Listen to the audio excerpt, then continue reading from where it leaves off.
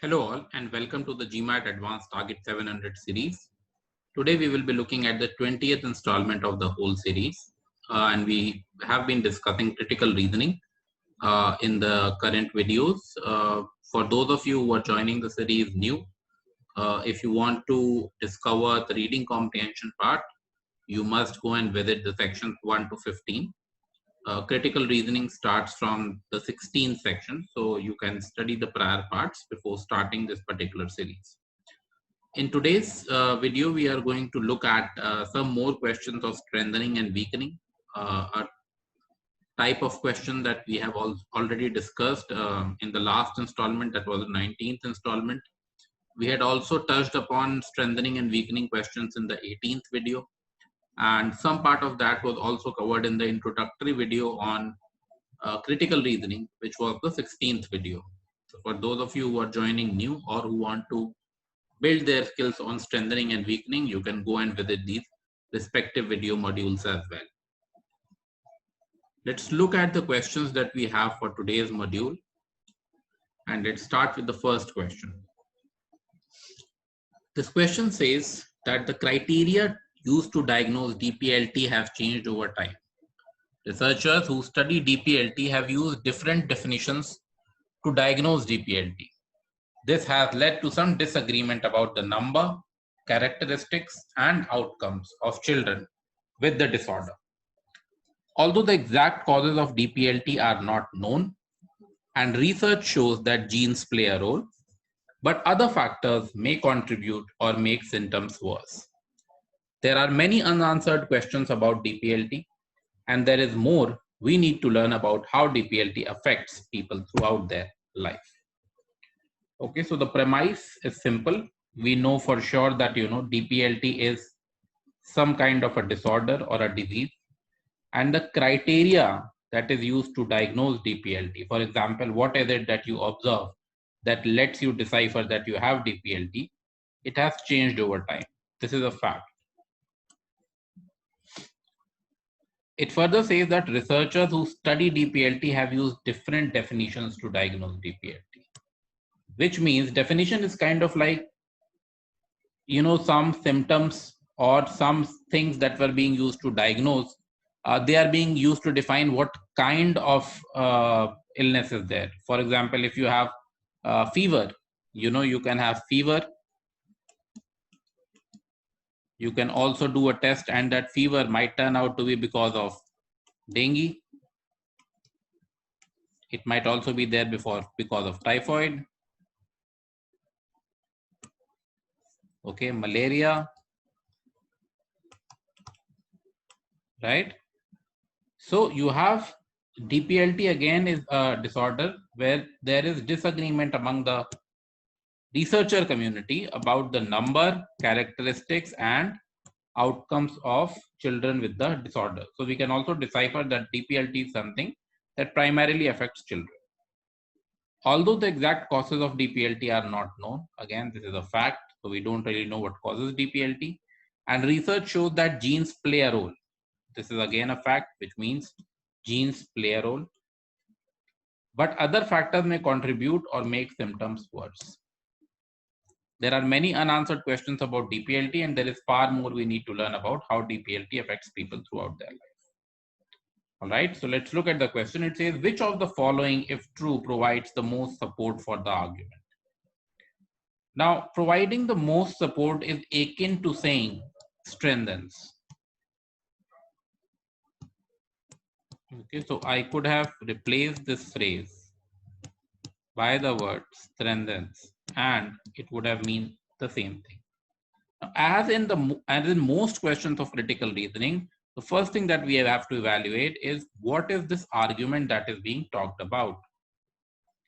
Now, the argument here is that we need to learn about how DPLT affects people throughout their lives. This is the primary argument. All right, so let's look at the options. Option A says most healthcare professionals only have a rudimentary knowledge of ailments that start early in life. Okay, so if this is true, this means that definitely that healthcare professionals need to know about DPLT. Why? Because DPLT also starts early in life. We have seen that a lot of children are diagnosed with DPLT, which means this particular fact is absolutely in context. If healthcare professionals have rudimentary knowledge, it means that this argument, which is the fact that we need to learn more about how DPLT affects people throughout their life, is true. Hence, option A is a very good option choice. Let's look at the other options. Option B says vaccine-based medication has found to be more effective as compared to oral solutions for children. Now, this is very, very irrelevant. Okay. If there was any argument which this statement would have been supporting, it would have been if the passage was talking in favor of the vaccine. What would it weaken? It would weaken probably if the passage was talking about oral solution. But there's no talk of oral solutions versus vaccine-based medication. Hence, option B goes out. Let's look at option C. It says genetic research has led to a breakthrough in various pediatric ailments. This is a good fact, probably related, but very tangentially related, because if there has been a breakthrough in various pediatric ailments, that still does not take away the fact that we need to learn more about how DPLT affects people. If at all the breakthrough had led us to understanding everything about how every ailment works, probably this would have weakened it. But we cannot be so sure that it talks about all ailments, and it talks about thorough assessment of all ailments or thorough understanding of all ailments. Hence, option C also is not the right answer. Let's look at option D. Option D says International Health Organization has recently downgraded DPLT from the critical to the threat category. This again falls in the bracket of irrelevant information. There is nothing that we can do with this information. Very easy to knock it off. We don't care if it is critical or it is threat. What is our argument? That we need to learn about how DPLT affects people throughout their life. Let's look at option E. It says, according to recent studies, most of the cases of DPLT are being diagnosed at increasingly early ages. Now, if this is true, this is a very good thing that you are diagnosing something early, because that gives you more chance to cure it and treat it later on. But it in no way provides support for the fact that we need to learn how DPLT affects people throughout their life.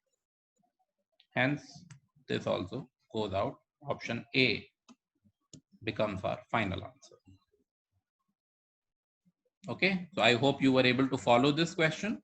If you want to go back and reattempt or understand some aspects of it, you can always play the video at a slower pace, forward it if you think that we are going at a pace that is probably slower than what you are used to. You can go through it again if there's any doubt. All right, let's move to the next question.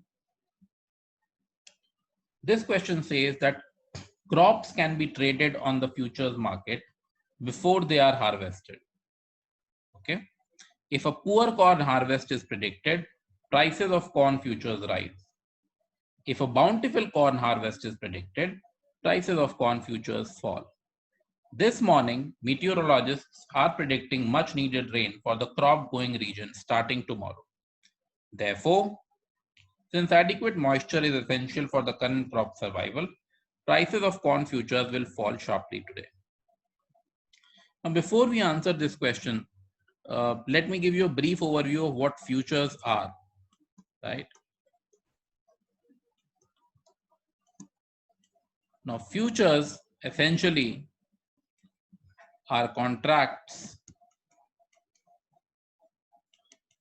that allow you to buy and sell commodities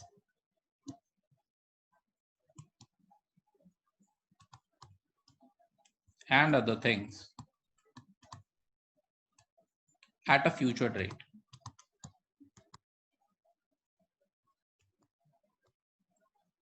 For example, I can get into a contract today to buy 1 ton of corn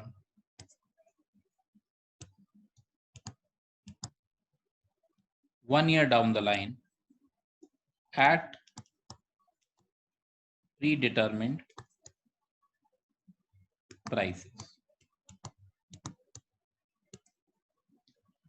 Okay. Now see what will happen if somebody is giving you the promise to sell you 1 kg of potato 1 year down the line. He will keep changing that price, right? And what will it depend on? It will depend on the outlook for this particular time period. If I think that corn is something that will be available in plenty, its prices will start to fall. Okay. And what is the horizon? The horizon is the duration of the futures contract, which in this case is 1 year, but it can be anything. It can be a day, it can be a month, it can be 6 months, 3 months, whatever. So if I think that, there is going to be a lot of corn in the market, the price of futures that I would be willing to pay would go down. Subsequently, if the buyers are looking at a lower price, the sellers will have no other option to reduce their prices. Right? Now, in the light of this understanding, let's look at the question. It says, which of the following, if true, most weakens the argument above? Now, what is the argument here? Okay, the most important stage, identify the argument. The argument says that prices of corn futures will fall sharply today. This is the argument. Why will they fall? Because meteorologists are predicting rain. It is much needed for corn. Okay, so if there's rain, there will be good crops. There will be surplus. If there is surplus, the prices will go down. Hence the argument that prices of corn futures will fall sharply today. Now let's look at the options. Option A says corn that does not receive adequate moisture during its critical pollination stage will not produce a bountiful harvest. Now this is a fact, and even if it is true, there is no cause for worry because the meteorologists are predicting rains to happen, which means this much adequate or much needed adequate moisture is going to come to it. Hence it does not actually weaken the argument, it strengthens the argument. Okay, so this goes opposite. Let's look at option B. Futures prices for corn have been fluctuating more dramatically this season than last season. This has got nothing to do with it. This is very, very irrelevant. Okay, so whatever is the volatility last season might be the volatility this season, or even if it's the volatility is different. We are not commenting on volatility. What is our argument here? The argument says that the prices of corn futures will fall. We have to find out a reason why they will not fall, because that is the only way we can weaken the argument. Option B also goes. Option C says the rain that meteorologists have predicted for tomorrow is expected to extend well beyond the crop corn growing regions. So that is not a problem, right? Even if it extends beyond the crop corn growing region, we have no issues. If corn happens in this particular area and you have kind of like rains coming on this particular area, if the rains extend to this plot, which is adjacent to corn, what is the problem? There is no problem, right? So it does not weaken our argument. Whatever happens here is of no use to me. I am only concerned about what happens here.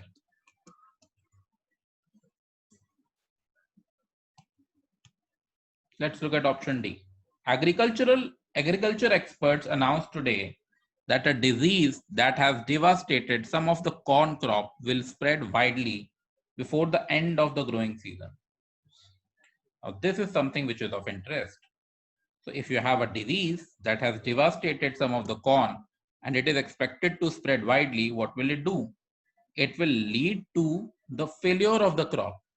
And if there is a failure of the crop, what will happen? The people who are expecting the price to go down because of surplus, the reverse will start to happen.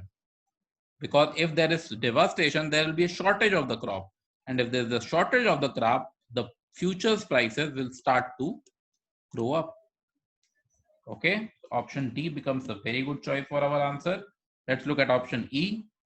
People who trade in corn futures rarely take physical possession of the corn they trade. This is very relevant. Though true, people who do trade in futures, they very rarely take physical possessions. All of this trade, this happens on paper. You are free to take possession, but hardly anybody takes possession. All of this trade keeps happening on paper.